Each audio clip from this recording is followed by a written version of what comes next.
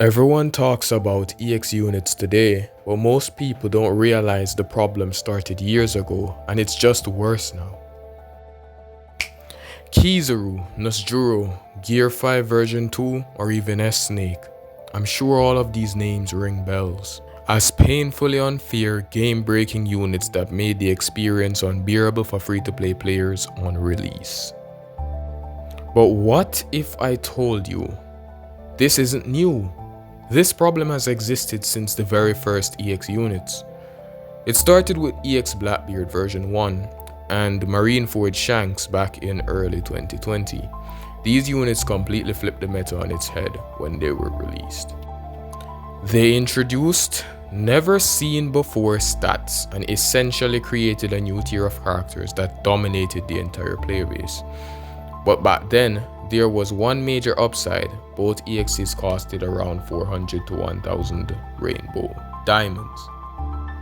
Now, on a stark contrast, compare that to today's 2500 to 4000 diamond banners. It wasn't nearly as bad. Getting EX units was actually realistic, which meant even though they were broken, most players had access to them with reasonable effort. And what of this balance? It lasted for a while, until the nightmare Extreme King of the Pirates Luffy released. A unit with zero guarantee for free-to-play players, by the way, on the global server. And that means that you could theoretically spend 10,000 rainbow diamonds or whatever crazy amount that you can think of and still not get the EX, which is crazy. And unfortunately, since then, Bandai has completely committed to the current system, EX units costing between 2,500 and 4,000 rainbow diamonds. And keep in mind, we get about 6 to 7 EX units per year. Do the math in your head, bro. That's roughly 17,000 to 24,000 rainbow diamonds per year if you're forced to guarantee every single EX. And that's not even including bounty fest or gold fragment costs. Now, here's where the real problem begins. The free-to-play dilemma. If you're a typical free-to-play player, spending no money on the game, you only earn around 4,000 rainbow diamonds per year, give or take. Which means even if you're disciplined and save perfectly, you're only getting about 2 to 3 EXs per year. 2 on average, sometimes even 1. And those 2 EXs, you better get on your knees and pray that they don't end up becoming terrible long-term investments like Light Whitebeard or EX Sabo. I'm not talking about buffed Whitebeard, obviously. And that's not even considering situations where you get unlucky and are forced to chase bounty fest units just to stay competitive. So in the simplest terms put, if you're not spending around $600 US a year, Bandai essentially gives you 2 options. Take your 2 EX units and hope they don't fall off, or gamble everything and pray for good RNG. 2 choices, both bad. Classic dilemma. And both are forced onto the player base. Why? Because Bandai has a monopoly on One Piece gacha games. They know they can push this system and still get away with it.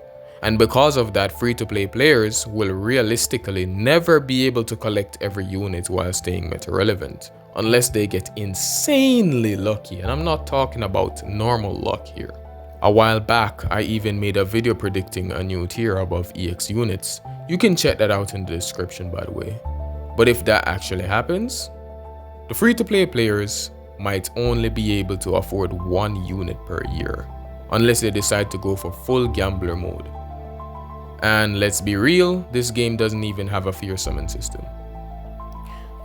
There's no reliable structure like guaranteed copies in 8 multiples, which most games have, which is kinda crazy. One Piece Bounty Rush just unfortunately falls in that scale of games that don't give the rarest units at decent odds. It's all inflated costs and inconsistent returns. Even the buffs, what used to be saving graces for free-to-play players, have fallen off. They used to be game-changing. Think of Gold Roger when he first got buffed.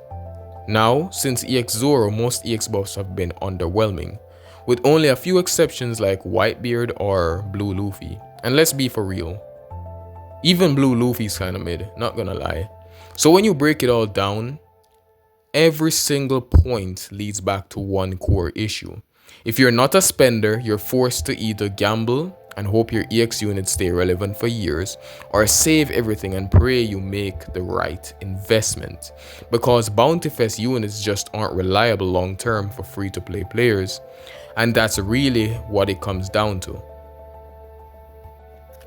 Anyway, that's the video. I hope this video opens the community's eyes to these injustices towards players that don't spend money.